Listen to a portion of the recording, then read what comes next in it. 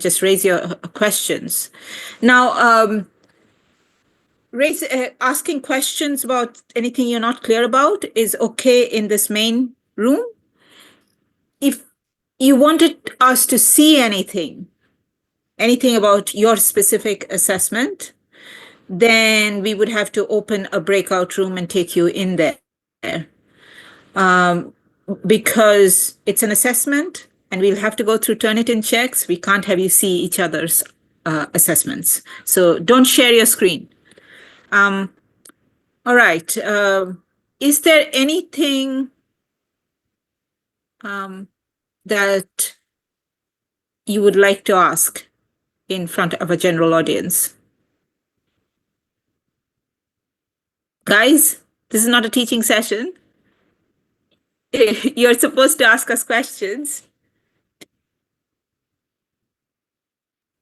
Who's feeling brave enough or who's awake enough on a Saturday?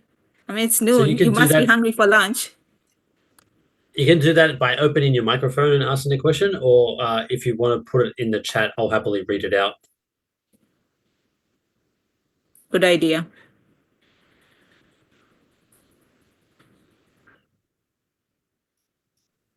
Hello. Hi, Chenyu. Yeah, and I choose coffee as the item or book. So, and I found some resource that is not in English. So can I use that for reference? Here's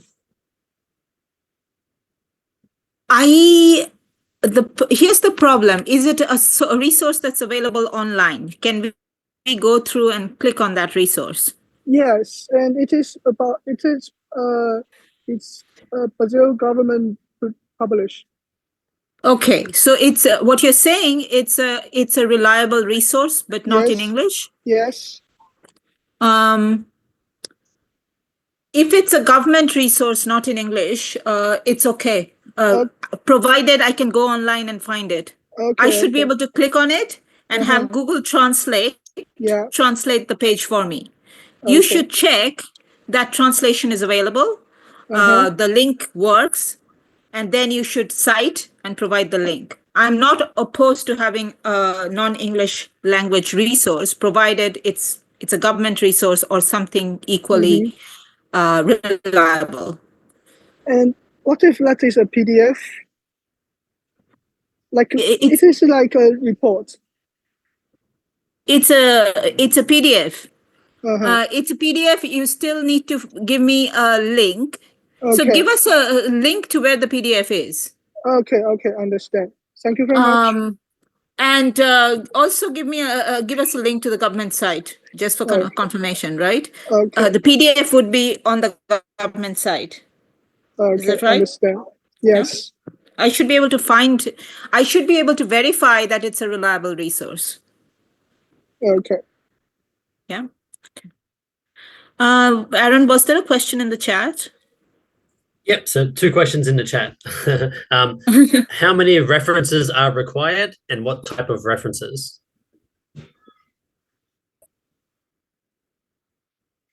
There is no... Look, it's 500 words. To support 500 words, you don't need a lot of references. You need to...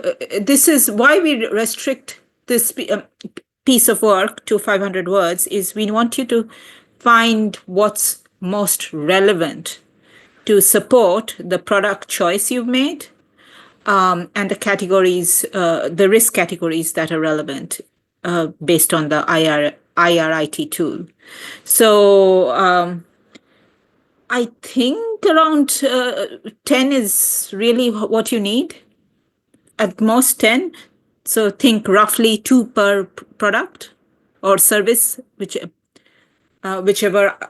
2 per item you've included in the table, roughly. Does that help? Yes. Okay. Just pick the most relevant one. And you can add more in the main part B when it's due. But now what are the one or two main sources that really help you make a decision about your product choice being something you can carry on to part B, where you have to write more, and helps you think about how the risk would be categorized in this particular context based on the IRIT. And you don't need 5-10 resources to do that per product. Just need 2 at most, I think. Aaron, do you want to address something in the chat? So next question, how to check the selected categories differ from those covered in IRIT? So did you want me to cover this one? Because it's quite simple. In the IRIT tool tab where it shows the different procurement levels, 1, 2, 3, 4, you just need to highlight, I think it's column D, which is procurement level 3, and search that your product doesn't exist in level 3. If it's not there, then that's fine. You can proceed to research. And you'll probably find that if you're dealing with products from the supermarket, that 99% of them will not be in the IRIT tool. Yes. Thank you for that, Aaron. No worries. Okay, next question. In the template, you asked to mention the risk categories. I just want to confirm my understanding here. Do you mean social, environmental, and governance? I guess you guys have had that question. Go ahead, Aaron. No, we do not mean social, environmental, and governance. So I think the best way to show you what it is in the week 2 slide deck, I believe it's slide number 64, Thomas provided an example for tomatoes where he fills out the template using an example. Yeah. Now, he doesn't have references in there, but he shows you what the structure should look like. And the structure, as far as the risk categories goes, should be, if your research tells you that it has vulnerable populations, supply chain risk, or regulatory risk, that's what should be listed there. So it's a good idea, as Aaron has reminded you, it's all in the slide deck. I mentioned in my announcement as well that week 2, the slide set, the lecture is the most important thing you have to look at for both part A and part B of the assignment. And that's because we actually take you through the key elements of the risk identification tool for that we developed for the government. And the structure of what you will do in part B is going to be dependent on that structure of the tool. The key risk categories are really, did you say slide 64, Aaron? Yes, so look at, look at the example with the tomatoes. It's probably a slide 64. And it should be what you do is in part A should be based on that, because that's the sort of work. Delving into those risk categories is what you'll do in part B. So detail will be required in part B. Right now, you're going to at least do some initial thinking as to which categories are relevant. I think that's the part where I've seen the most questions from students. Risk categories are not something you have to make up or look at any other week's slides for. The risk categories are really the categories of risk that you see in the inherent risk identification tool that that is included in that in module 2, and the example with the tomatoes that you have in the slide set. So I'm at the risk of repeating that 3 times. I hope everyone's got that right.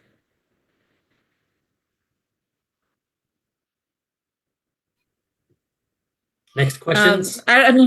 Yes, please go ahead with the questions. Sorry, there's none in the chat at the moment. So does anybody want to open their mic or have any direct questions? Or should I start naming people and see if you have direct questions? Okay, Liu Tenzi, you just open your mic. So thank you. I just want to state my understanding of the part. Is that the most important part is just to categorize the risk. For example, we have to prove whether it's vulnerable population or supply chain model or whatever, just to prove the evidence. We don't have to go further, like how much the level it is, just to categorize.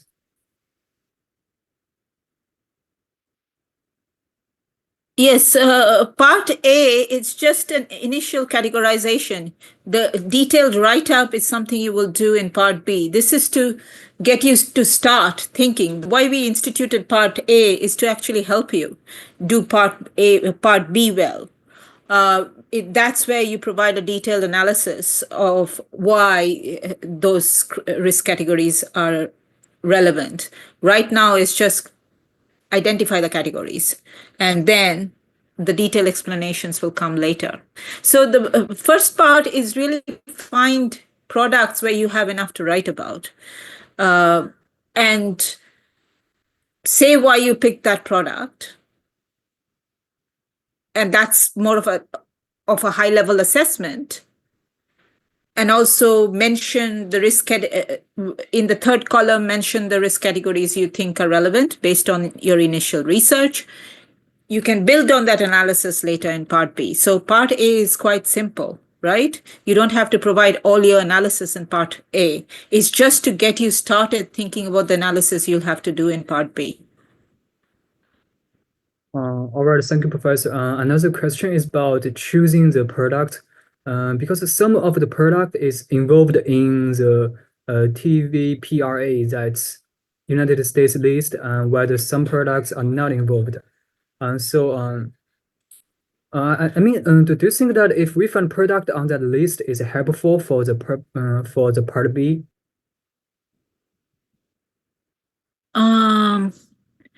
Sorry, Chenji, I'm not sure I quite got that question.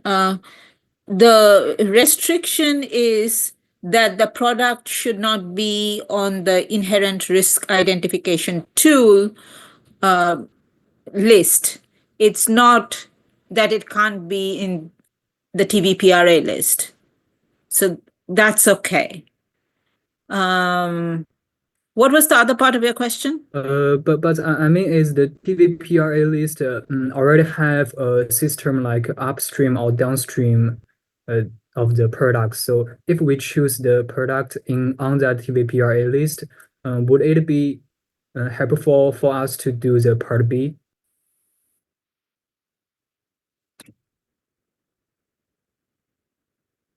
Well, it won't not be helpful. I don't, Aaron, would you like to add some thoughts here based on assessments you've marked before?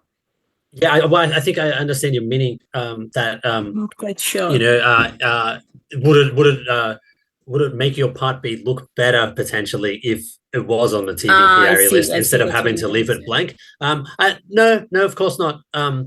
You know, you'll probably find later that there's quite a few products that don't that aren't listed on the TVPRA list.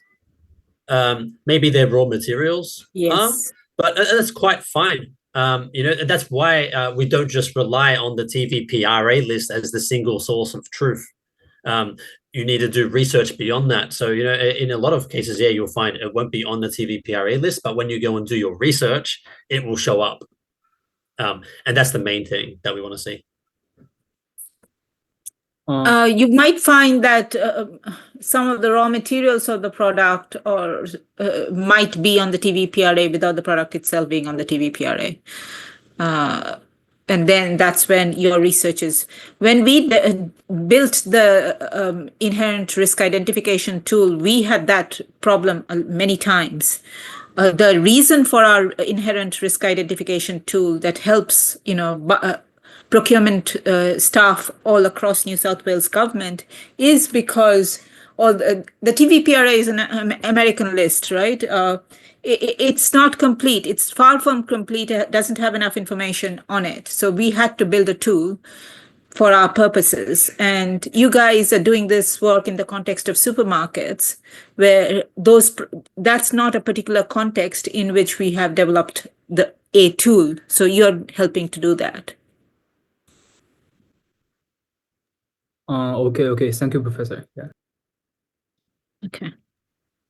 So there was a question in the chat. If I choose wood pencil, do I have to research on wood or office work industry? I'd say it'd be stationary, right? Yeah. So I'll just So in case it doesn't. wood would be, yes, going down to the raw materials aspect of it, the supply chain aspects of it. Yeah. I'll just put that in the chat because maybe the pronunciation on it isn't so clear. So it should be stationary.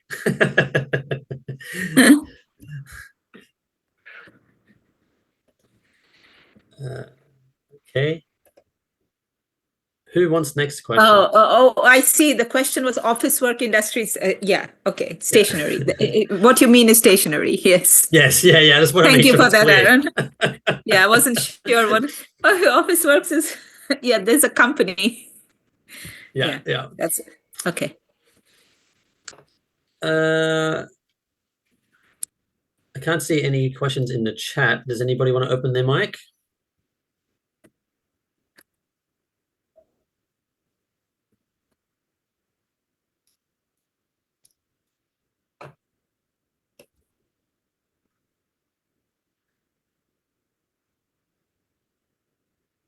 What about, is there a little hand raising tool on here? There is, the React thing that has hand raising and thumbs up. So the heart with React in the label. Okay, yeah. So you could use that as well if you raise your hand, open guys. your microphone. Otherwise, maybe I'll just start asking people directly if they have any questions, and then if we can tick everybody's name off that there's no more questions, then we can we can assume that we've done our job. Okay. Yeah, you do a roll call, Aaron. Yeah. Okay. So Abdul Rahman, I know you asked some questions already. Do you have some more questions? Abdul? Yeah, I think Abdul asked questions in the text chat. Okay, I think he's good. Duen Baisi, do you have any questions? Oh, I have no questions. Thank you. That's okay. No worries. Liu Tianzi, I think we just covered your questions, but do you have any more? Just a little concerns about as I do the research, it's all about the raw materials.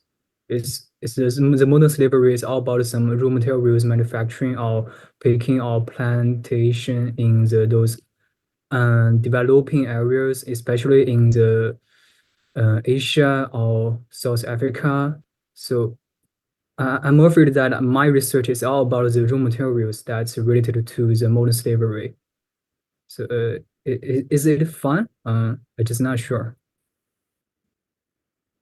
Well, it depends on the product or service. Modern slavery exists in Australia as well. It could happen in the farms, or it could be in services around healthcare. It could exist anywhere. It is so product or service specific at what point the risk is highest, right? So you have to look at the product or service closely. In the case of supermarkets, you're looking at products. And if it's happening further up the supply chain, it's not happening. You're not looking at the supermarket where the final product ends up. Then your research will identify where in the supply chain, what stage of the manufacturing process you get the highest risk. And it could be based on where that processing is located. Some products that you see in the supermarkets, the final bit of processing is done in Australia, but earlier bits of processing is done elsewhere. There is a global modern slavery risks list of countries. I mean, Australia is not as high a risk a country, but that doesn't mean it doesn't exist. So even if the product was sourced in Australia, you'd have to be careful about where it was sourced or what the processes were around the manufacture of the product. But usually, yes, developing countries are likely to have more risk associated with it. So, Chenji, I know it's a roundabout answer because I can't tell you about do the research for your specific product, but it's okay if it's not wrong if the risk is higher up the supply chain, right? It could happen at any step in the supply chain, as long as you identify where the risk is clearly, and therefore which categories of risk matter most. So if we are looking at the whole stage of the supply chain, we can find more risk. It's not only about the raw materials. So yes. Yes, thank you, Professor. Yeah. Okay.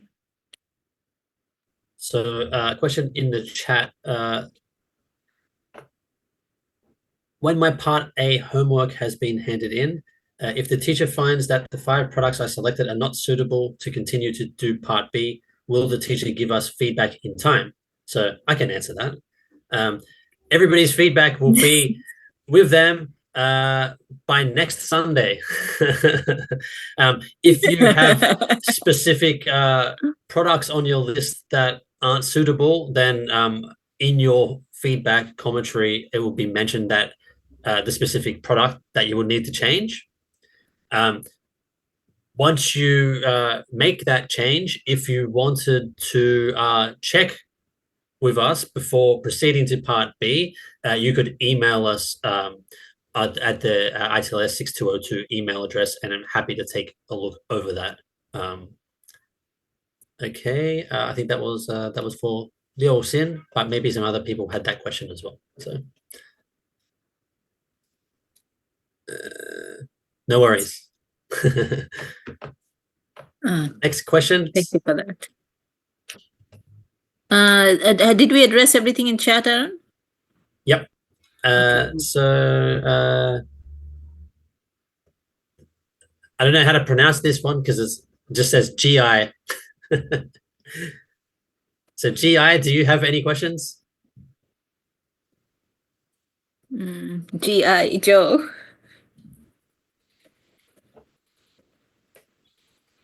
No. Okay, cool. KK, any questions?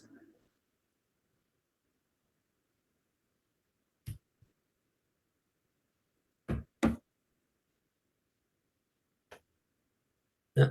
Okay. Veronica, any questions? I do have a question. It's about the reference. I select each goods, but I have to do research about the goods, about the risk of the goods.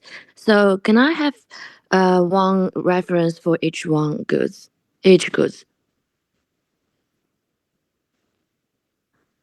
I think, Veronica, you joined a little bit after Professor Jyoti answering that question for references. So I think, what was it, Jyoti? 2 per product, potentially? Suggest roughly 10. Veronica, because look, it's a 500-word assessment. 500 words is not a lot of words. You don't need a lot of citations. It's a good practice in identifying what the key sources are for the case you're trying to make, right? You're only 5 products. You have to justify why you're picking those 5 products. So I suggest you pick narrowly. What are the, say, 2 sources that really help you justify why you picked that product for the purposes of part A and for writing part B, right? You should pick a product where you'll have enough to write about. So clearly, you can make a clear justification for the product in part A, along with the risks you think are risk categories you think are associated with it. And for risk categories, since you came in late, we had that conversation as well. Look at the week 2 slide set. I believe it's Aaron, you said slide 64. Yep. It's you need to look at that tomato example. That's the categories on that are what we mean by risk categories. Don't make up risk categories. Someone emailed us some made up risk categories. So I got scared and I immediately called Aaron. I said, what happened, Aaron? So don't scare me.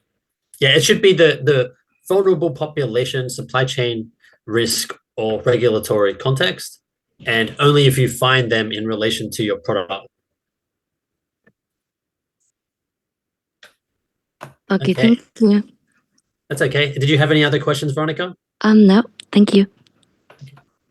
So I think that's everybody except for Shawan, who just joined. So Shawan, you can go straight ahead and ask whatever questions you want. Hello, everyone. I just joined in so that I can gather any other information that might be discussing. I'm okay as of now. Yeah. Because I've asked a lot of questions yesterday at class to you. Hi, Jyoti. I haven't met you yet. Sean, how are you? Good. How are you? Good. So you're going okay. I think the key point. I think things we had repeated questions on is how many references, for instance. So my suggestion is not more than 10, given it's only a 500-word assessment. It's a good exercise in identifying the key resources for justifying one product. So roughly 2 per product. That's how you should think about references. Then the most relevant slide. First of all, if you have, you have time, right? Just go back and listen to the week 2 recording. Yeah. It will help you with this part as well as coming part B. Not even the whole week 2 recording, I would suggest, given the due date. Probably starting from where Thomas, after the break, I think it is, talks about the tomato example would be enough. Yeah. Tomato example. Okay, yeah. I'll do that. Yeah, I'm almost done, but I'll just go through and just to think that I've missed something that might need to recheck. Yeah. And the rubric as well is very helpful. Yep. Yeah. Okay, that's a good point. Yeah. Look at the rubric. Yeah, because I emailed and Aaron replied about the rubric. So yeah, I've gone through with that one as well. Thanks for that. No worries.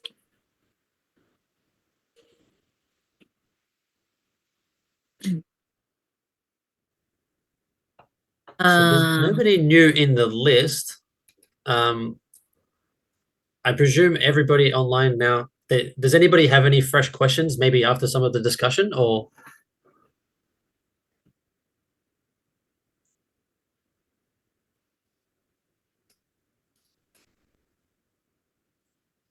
I think that might be it. Just before you go, just a quick one.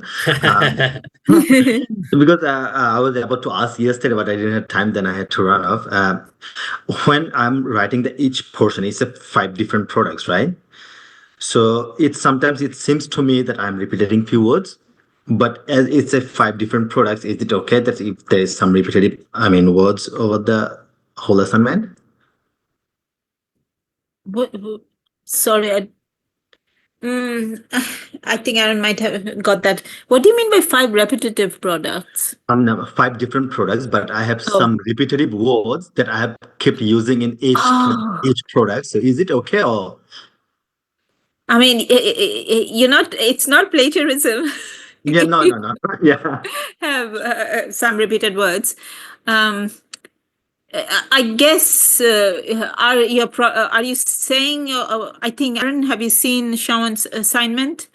I can't recall it off the top of my head, but what I would say about it is, like when you say words, for me, I kind of think of two things. Like I think like referencing and research. So I would try not to be repeating the research element. Okay. I think that would probably be a bit odd. Words, though, I think if you mean like, oh, I'm kind of starting the sentences off the same way. Nobody's kind of marking it as far as like how good your you can write a book, for example, or anything. So it's more about illustrating your points. And you're filling out a table, right? You're not writing an essay. So you don't want to have repeated sentences in an essay, but this is more of a structured analysis as opposed to an essay. So yeah, you can have repeated phrases in that structure. I would make sure, though, I haven't seen your list of products, that they're different enough so that your analysis is different enough. And as Aaron was saying, you're not, kind of using the same source and you're done.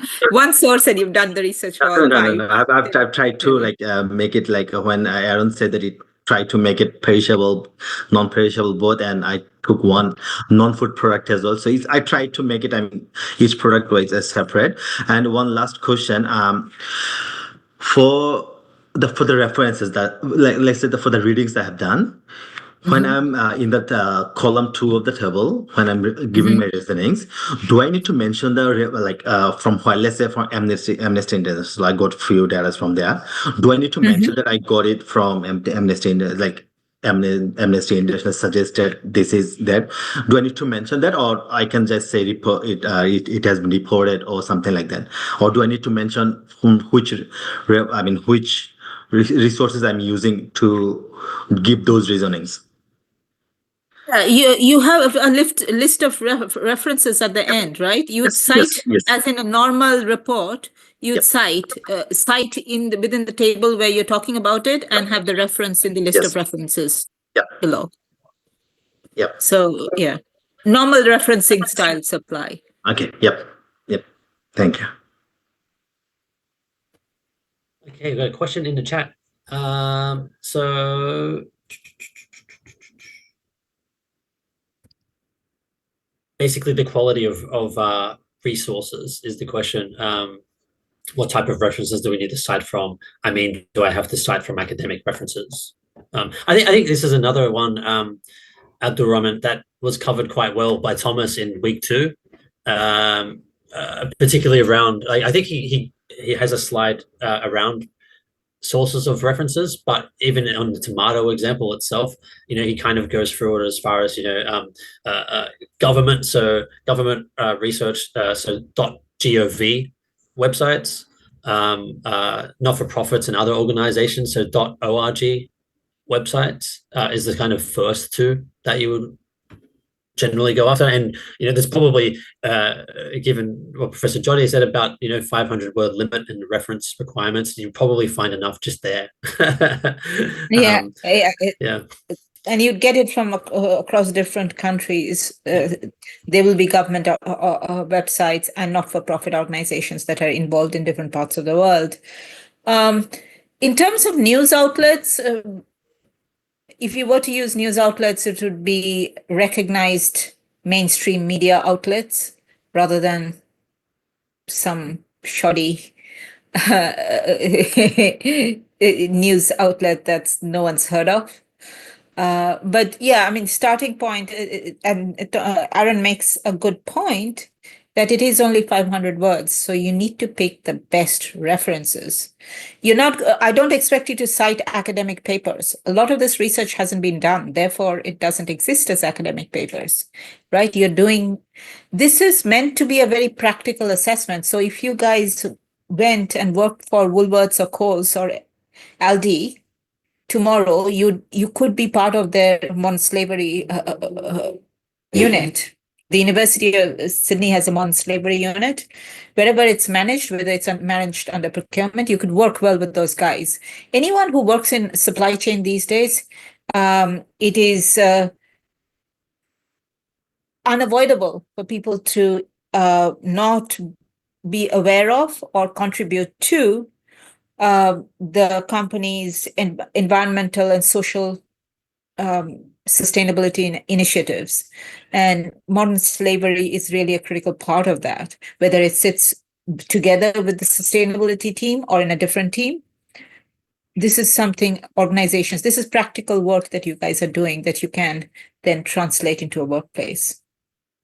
So I do not expect you to cite academic papers. This is not academic work.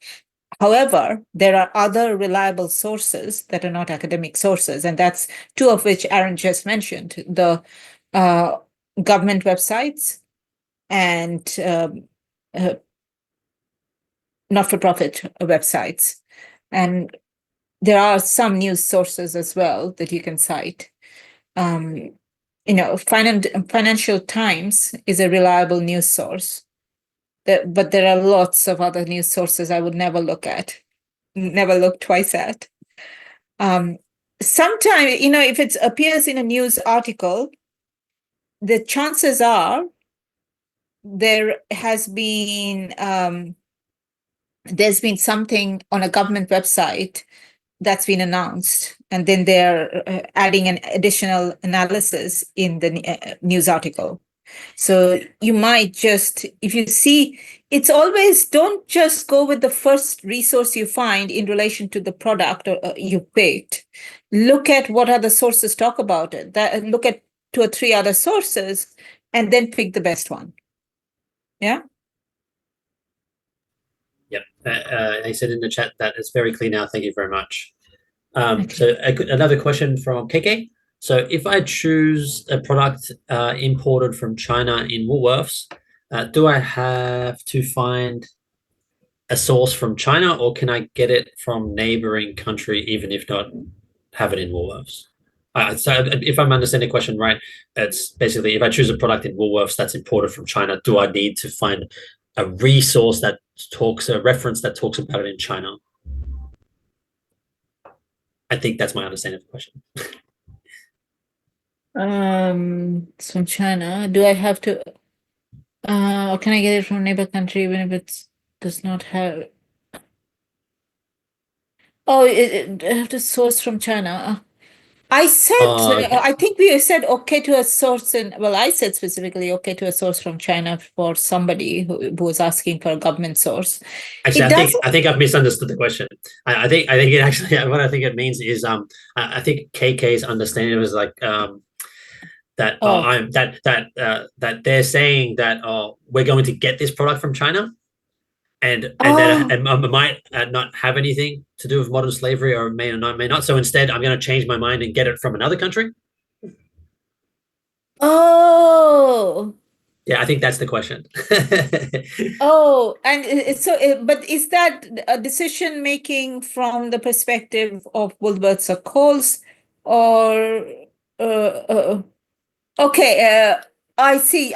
You want to pick a country where modern slavery is likely to be more of an issue, so you have more to write about? Probably, yeah. That's my okay. Yeah. I think.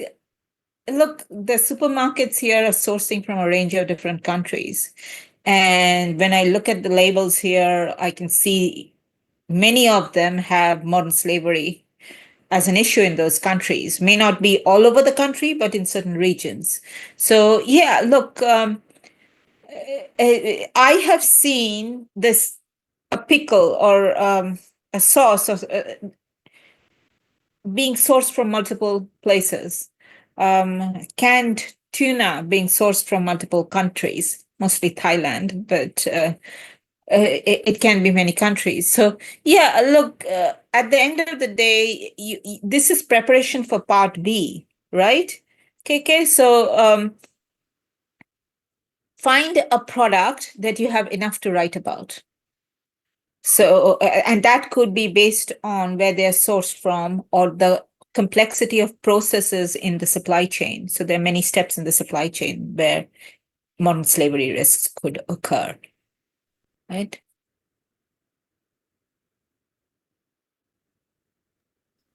Yeah, I think that's good advice. Is that okay, KK? Yep, thanks. Yep, no worries.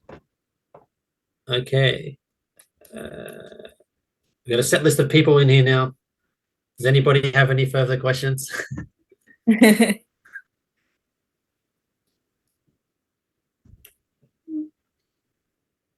you can put it in the chat or open the microphone. Yeah. Thank I might need to start counting down shortly. Yeah. I'm just looking at the time. This is We've the got 10 chance. minutes left. Yeah, this is the chance to ask, you know. Simon's due tomorrow. Yeah, go on, Siobhan. Yep. Yeah, it's like lottery. You're saying, okay, we're counting down, so it's the last time you can purchase the lotteries. Okay, as he started counting, it may be a weird question, but I got 5 different products. All of these are in TBPR list. Okay, when I'm referencing that TBPR website, do I need to reference for each product? I mean, I'm gonna do the APA referencing style for that specific product source. Do I need to do all 5 times, or I can just say is I can just reference that main website of the TBPR? For all 5 products, because all my products that I've chosen, these are all in TBPR list. So I don't have to specifically source, like when I search through in the TBPR list, it gives all the details over there. Do I need to reference specifically that link, or I can just do in one and have all this covered?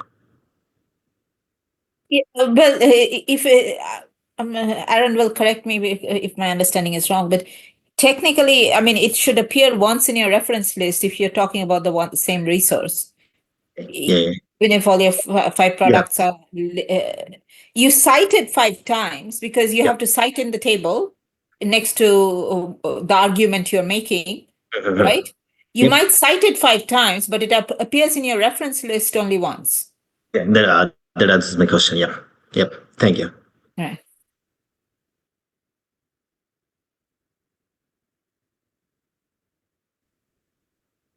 Maybe I'll run it like an auction. I'll say, okay, any more questions? Questions? Do we have any questions from the audience? Going once.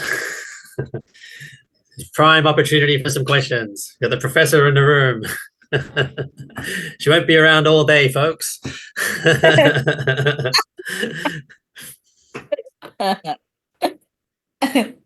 It's so funny.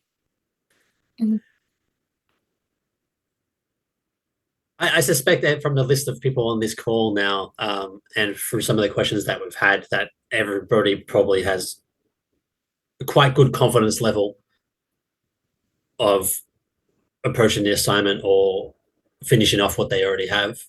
Is there anybody on the call who doesn't feel confident?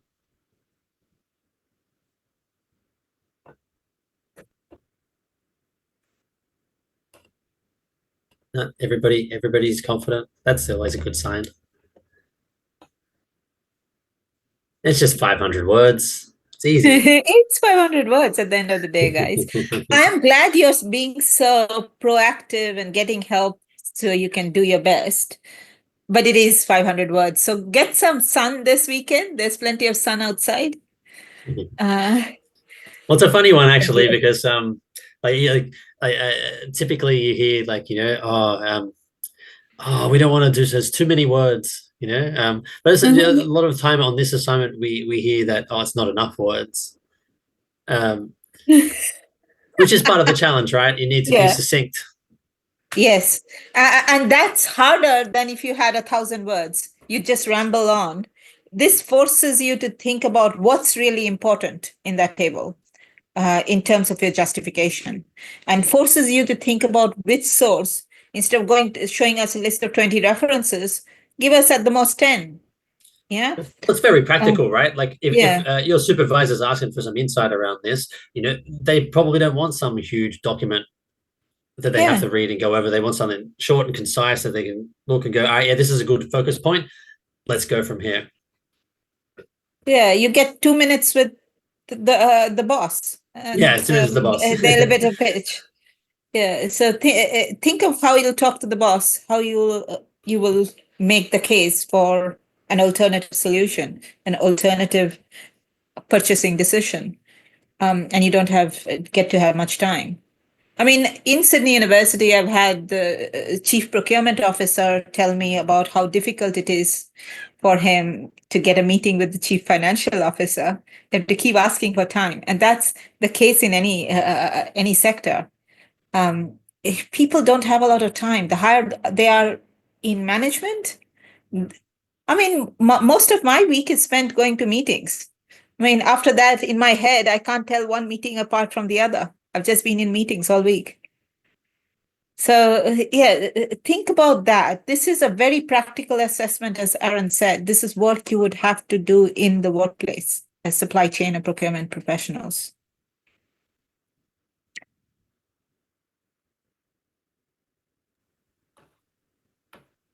So, I think we're good. But real quick. somebody's in the waiting room. Yeah. Somebody. Just last 5 minutes. Hello, Man, Elfric. How are I you? think that his audio is connecting. Oh, it's connected. Yeah. Okay. Oh, you're welcome, Abdul. Hello, Elfric. How are you? Elfric, do you have any specific questions? Because the others have already asked their questions. Yeah, so in the chat. Yeah, you can ask in chat if you like, if that's Yeah, you can easier. definitely ask in chat.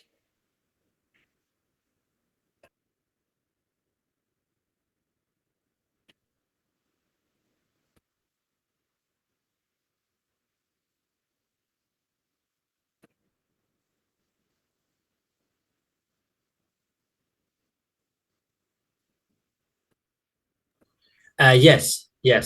Everybody's questions are answered. But if you have some, we're more than happy to take your questions.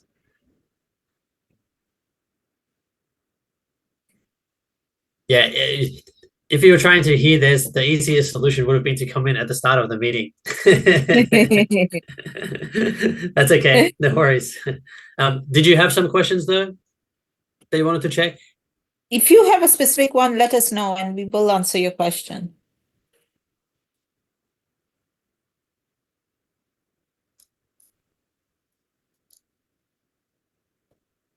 Okay, that's okay, no worries. Not a problem.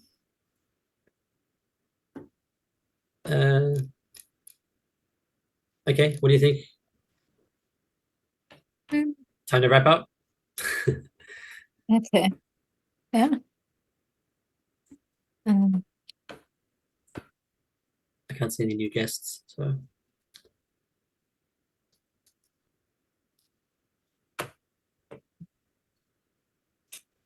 Yeah, okay, that seems like all the questions.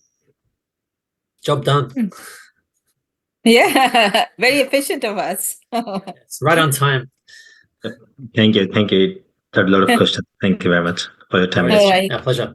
I missed half of the hours though, but because I forgot to check the emails, and when I just checked my mobile phone, because I was already late. I woke up. I'm Muslim, so I was I woke up Fasting, you're very- fasting now, yeah. Ramadan. So I woke up very early in the morning, and I just wake up from sleep very late, and I missed the email. But yeah, it did help. Thank you very much. All right. Take care. All right, Okay, guys, good guys. luck, everyone. We'll see everybody Thank next Friday. Thank you. Yep, we'll see you. And it's good to meet you, Jyoti. Class because I've been because I haven't seen you in the class, so it's good to meet you in Zoom. Well, good to meet you too. We will rotate out on different things, and we will see each other on different occasions. Yeah. Thank you. Thanks, Aaron. All right. No worries. Thank you. Okay. See you. Bye. Bye, everybody. See you. Bye. Take care. Bye.